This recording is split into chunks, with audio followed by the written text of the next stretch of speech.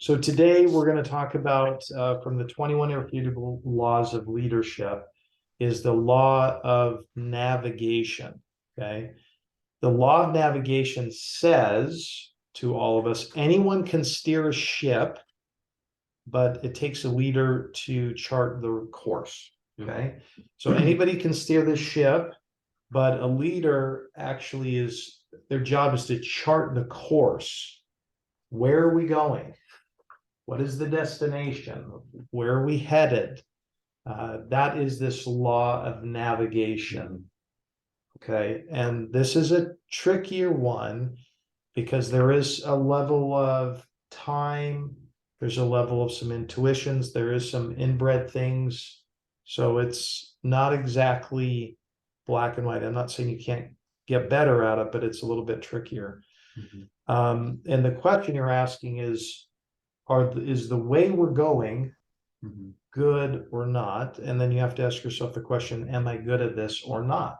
Because all these laws, there's 21 of them, you're not going to be good at all of them. And even though you work on it, there's going to be some that you'll be naturally better at than others. Okay. And there'll be some that you won't be as good at, even though you can get good at it, you might not be great. Okay. But you can still always improve to try to get a little bit better each time.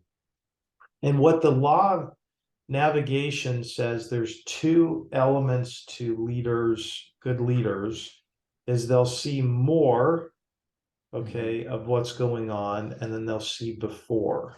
Okay. So they'll see more and they'll see before. And what John says is they see, when you see more, you're seeing the bigger picture of what's going on. We talk about that a lot here, that, here's the bigger picture. This is kind of where we're going. This is why we're headed this direction. So we're trying to see more of what's going on as this bigger picture of what's happening. That's why we did the retreat. That's why we talked about this is why we're going to start building this new house. This is why we're heading this direction and investing in these things, because we're seeing more and we're seeing before, like, where is this whole thing going to end, and how is this all going to come together as to where we're headed. And so that's the idea of seeing more, is just seeing the bigger picture, taking a 30,000-foot view. A lot of people will discuss this as working on the business, not in the business. So you're taking a step back to go, okay, what are all the pieces that are in the economy? What are all the pieces that are going on politically? What are all the pieces that are going on culturally? And then you take all of those together and sort of say, okay, where's this kind of moving? Okay. And that's part of the navigation, is to be continually immersed in that. Okay. Seeing before is this concept of, because I see possibly what's coming down, we need to shift. And we need to pivot, and we need to adjust, and we need to be flexible. Okay, so more is bigger picture. Before saying we've got to probably pivot a little bit here, and we got to adjust over here, because as you get going with a plan, you'll always go, okay, we probably need to shift. Probably need to change. So I'll stop there just for thoughts around what I've said so far. I think we could have the best plan until the plan is no longer the best plan, right? So it's like when I play golf, I usually look at the course before I play, and I'm like, all right, here's kind of where I'm going to struggle. Here's where I'm going to, take advantage. But then things happen, maybe I'm not standing right every shot, or I'm hitting the ball right that day, or whatever. Got to adjust the course. And so I think a lot of it comes down to, like, are you able and willing to make those adjustments? And when things get hard, how do you respond? Are you going to just freeze? Are you going to go crazy? Or are you going to act out of line? So I think a lot of it comes down to just having that emotional intelligence, and also just capacity to, like, just relax and be okay with the uncertainty element. Yeah. So, Yeah, absolutely. You're gonna have a plan, that's not a bad thing. But the plans will change for sure, you know, Mm. And that's okay. The vision is this destination of where we're going. The core convictions are the things that aren't really gonna change, but the elements of how we get there absolutely will change. There's Yeah. no doubt. We'll start going down a path. Was starting this fund, I cannot even begin to tell you how many, like we made 40 different changes on the actual financial model. Every week we're making adjustments to say this doesn't seem like it's the right way. We need to change and go this direction. Yeah. So it's just, you have to be willing to be a rubber band to adjust and be flexible if you're going to go ahead and accomplish what you need to do. Yeah. So Tom, comments, thoughts? Yeah, it's definitely they kind of go hand in hand. They're completely different, seeing it and knowing when to adjust and pivot, or being willing to adjust and pivot, definitely two different things, but they go hand in hand, because you're seeing the bigger picture is useless if you're not adjusting and pivoting, and Hmm. adjusting and pivoting is just dangerous if you're not seeing the bigger picture. Yeah.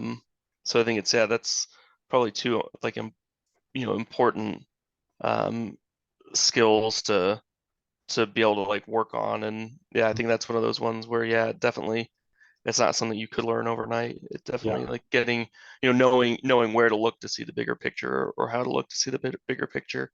Yeah. And getting comfortable as to like when to pivot versus like, are you just holding on to what you've got for too long and thinking, oh no, this is going to be fine, let's stay here. Or you're reacting too fast, which, that might be the better option, and jumping into like the new space before it's time and ready could be just as dangerous though. Yeah, it's good. So here's my question for both of you. How have you had to, and how do you have to apply this principle in your particular role here? Like, what are some ways that that's had to manifest and has to continue to manifest itself? Like, and maybe there's some specific things or examples that you guys might have. I think right now it's definitely rates are one of the thing. I know, Dan and I have the conversation on the rate seems high with that lender. It's like, well, when we look at it, it's, that's just where they are now. Yeah. That, and then, definitely looking for lenders in certain spaces, where it's, more, it seems like a lot of lenders started moving towards out of construction ground up and moving towards, well, if we're doing ground up, we want to do the 75+ million. And we had to make the pivot to strategically focus on getting those lenders that are in the lower range on construction, construction balance deals. Yeah. So that's a good point. For me, it's really been the hiring process. I've been really like, struggling with just finding like the right formula. And so we've started, when we think about like looking what we saw before till now, until what we see in the future. Yeah. I took a note of that, because I was like, more of what's going on and what they see before, right? Yeah. So before we thought, hey, we can make this work through the internship program and then bring them in, they'll be ready to go. We found it wasn't working as we imagined, and now we're adjusting course, and we've shifted a bunch of times, kind of like not quite as many times as your fund, but it's just one of those things that we have to be okay with. And yeah, it is frustrating. It's an innovation that comes from frustration, but not one time have I ever doubted our ability to find a solution. Yeah, there is a element of innovation in the law of navigation, that is part of that, because you are going a particular way. And to some degree, if you're complacent, you could become the Titanic. We're strong, we're big, we've got this figured out, nothing can sink us, right? And then all of a sudden it's like, oops, we just hit an iceberg and we're sinking. Right? And a part of that was just arrogance, lackadaisicalness, not willing to adjust and pivot, right? So all those things were part of that. And so we do have to be willing to take action. That's the 70% and go.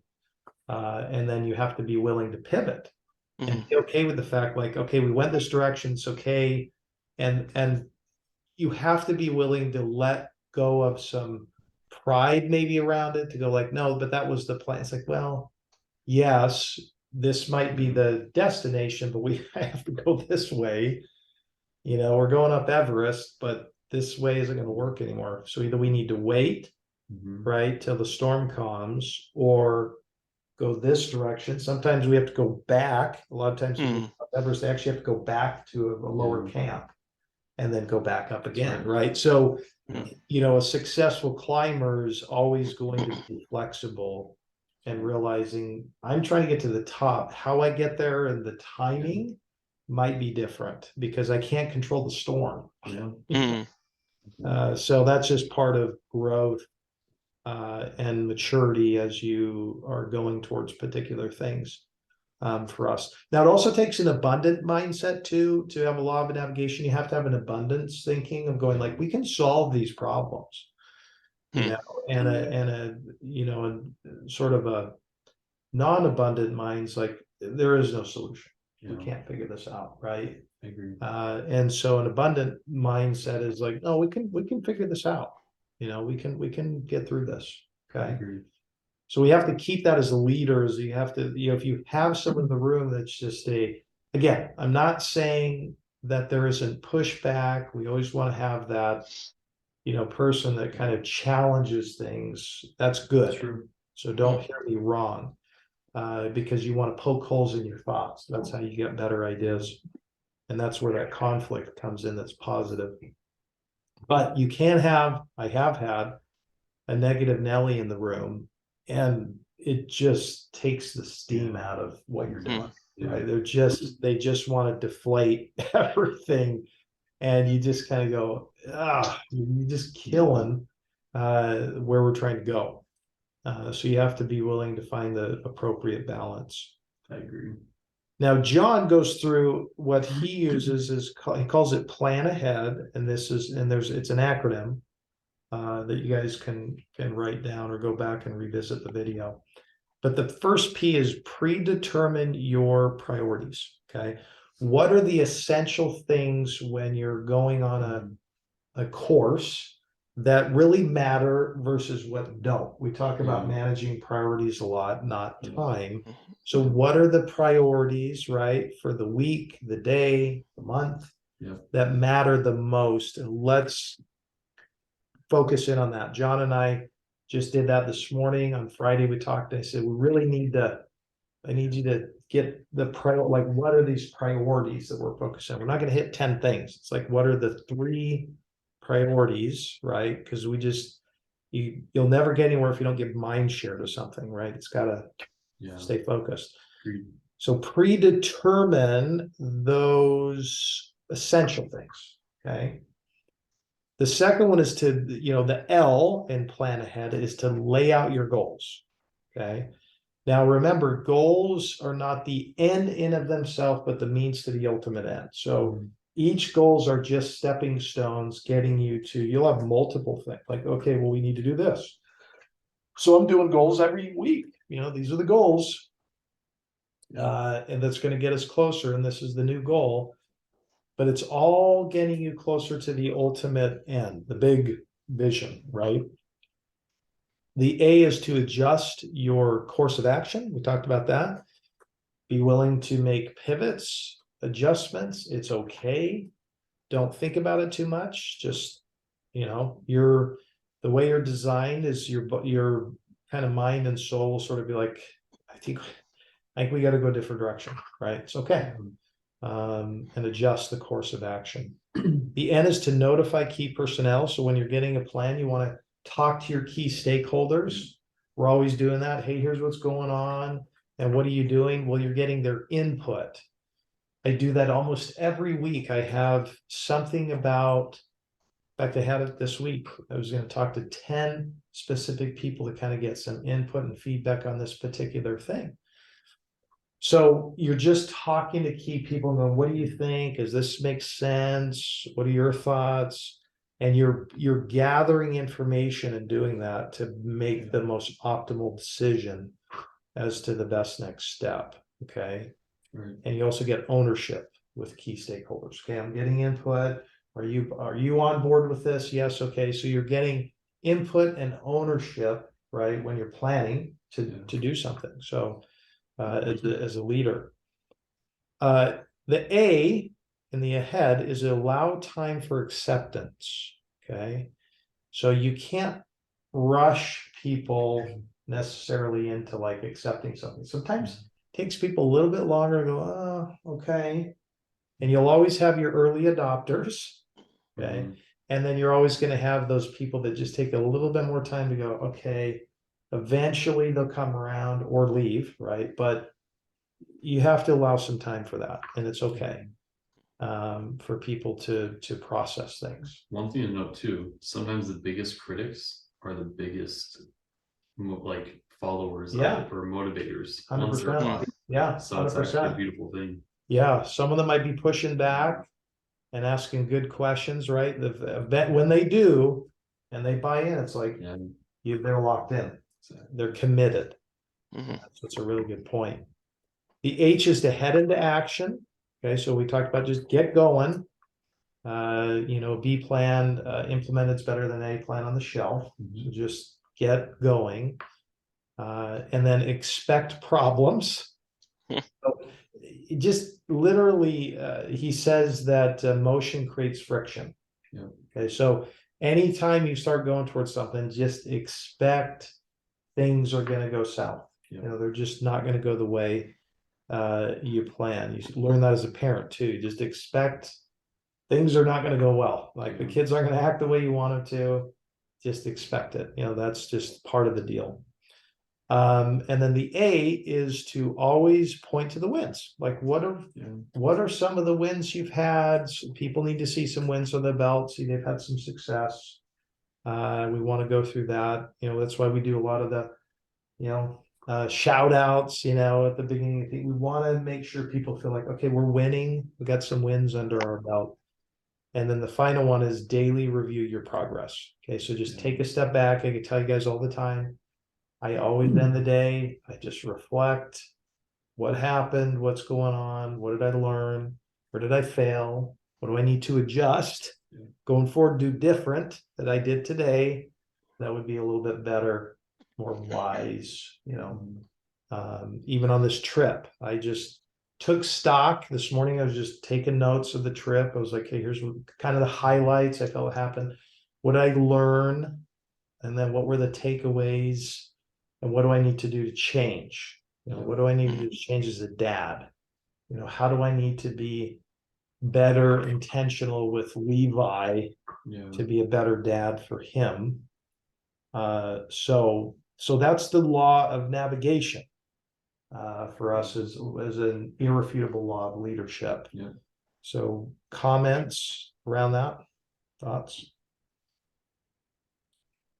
Yeah, I think we always have to think about pointing the wins. I think is really important, especially in our industry, because it's hard to get them. So when you do get them, you want to celebrate them. Yes. And you want to make sure it's a big deal. 100%. So pointing that out is key. And also, getting other people's input, notify key personnel, heading into action.